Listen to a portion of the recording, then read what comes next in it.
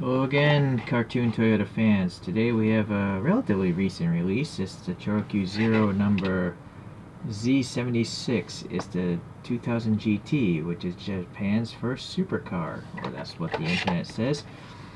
There's at least two different colors. That's what this B means. It's the second color. I think the other one is white, if I recall. I picked this up locally at one of my purveyors of scale models, although this is actually a toy, not a scale model.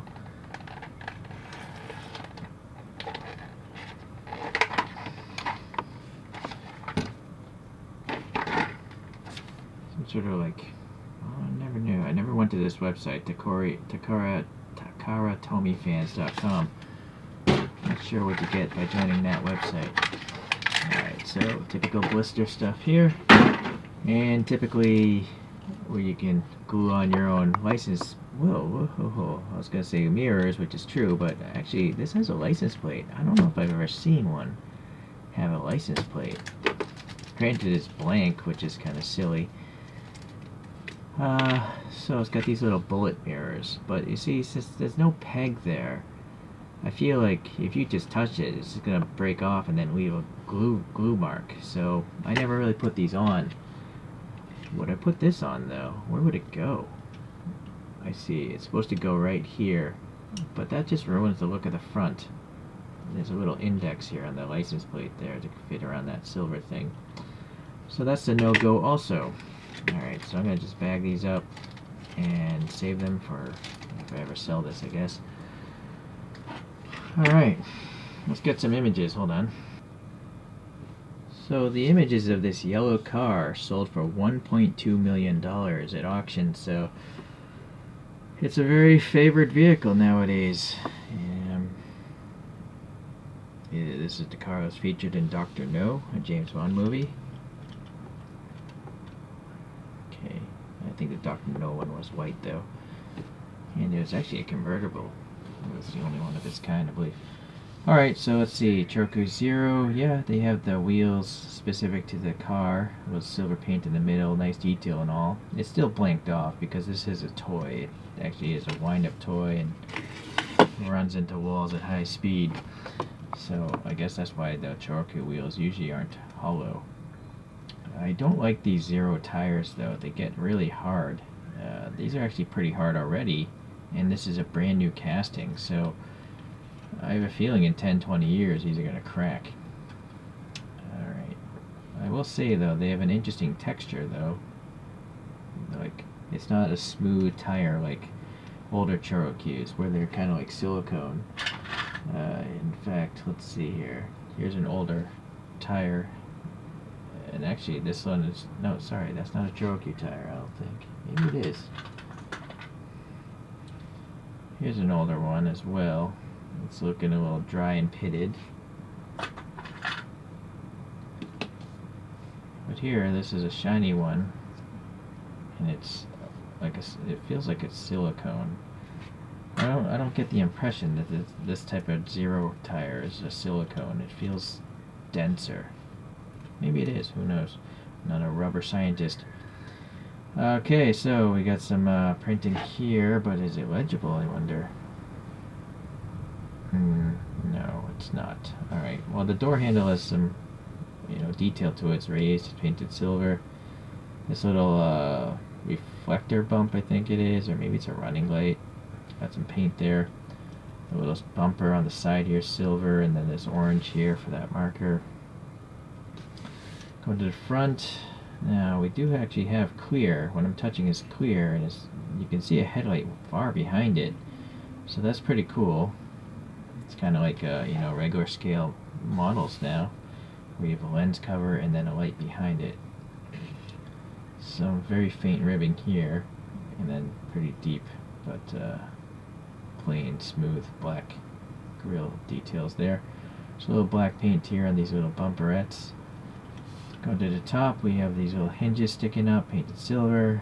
Pretty nice detail here for the hood, the vents.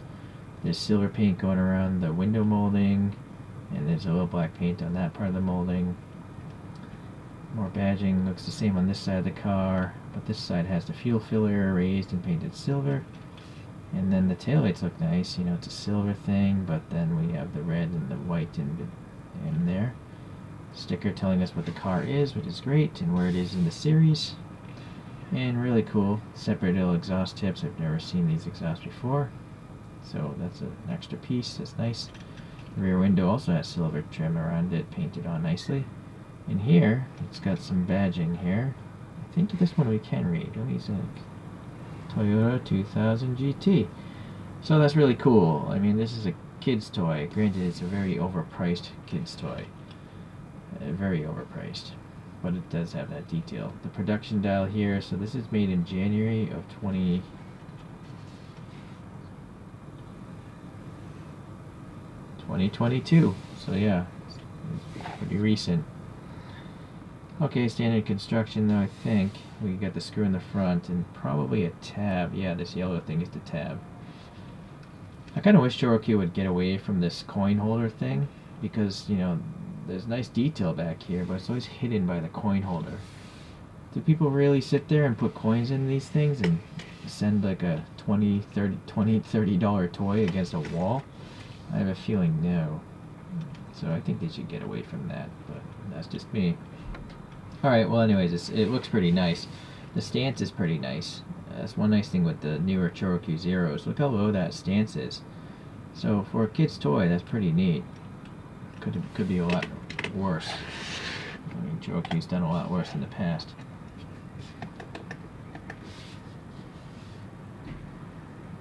So I do have an older one of these from Choro-Q, but I did 3D print my own wheels, so they actually are identical.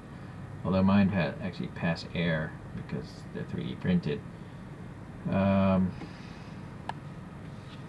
This is a speed trial car, and this has a gimmick where it has the headlights pop up, so definitely more toy-like.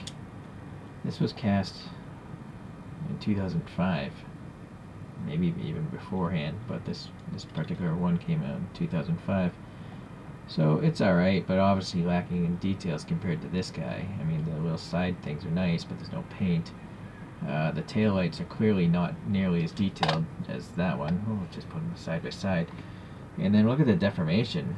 This is super goofy looking, whereas that's kind of goofy looking, but in a cooler way, I think. It's a little squatter. So, and then look at these bumper protrusions. You know, they're so huge and pronounced. It's different, right? It's progress. 17 years of progress there, so it makes sense. I'm going to put a couple other Toyota sports cars. This next one is a Toyota Sports 800 Racing, and the bottom says 2004 on this one. And I think it came with the wheels, just like this. Pretty nice. But you can see the riding stance on these two guys. It's not as low. You know, the gap between the tire and the fender.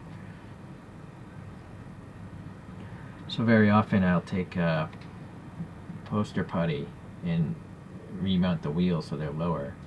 So this is a Toyota Crown from 2004, and it just has some standard Choro-Q wheels on it, but that one's slammed to the ground. It's very big casting though, much bigger than the other three. And then, boy, I forget what this is from because it's a freebie that came with a can of coffee, I think. It doesn't say on the bottom. I believe this is a Corona Mark II. And this is from Ultraman, I think. The Ultraman franchise. So, I don't know if this is like a Wanda coffee, or a Asahi, or a Suntory, or Kirin. There's a whole bunch of different canned coffees in Japan. And they always seem to give you a free car.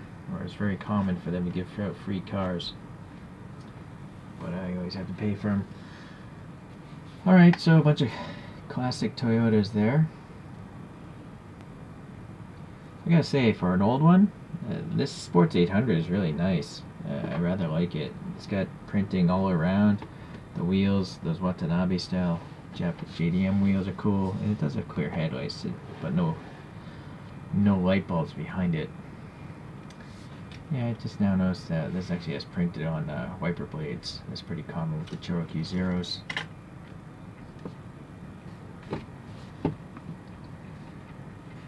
Yeah, so it's interesting that $1.2 million for a Toyota 2000 GT, but if maybe that's low for if it's for Japan's first supercar.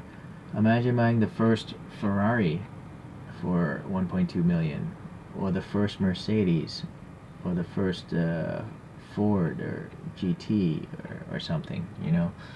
So it actually seems kind of low. Alright, well, thank you for watching today. I'll see you the next time a ChoroQ Zero comes around. Bye.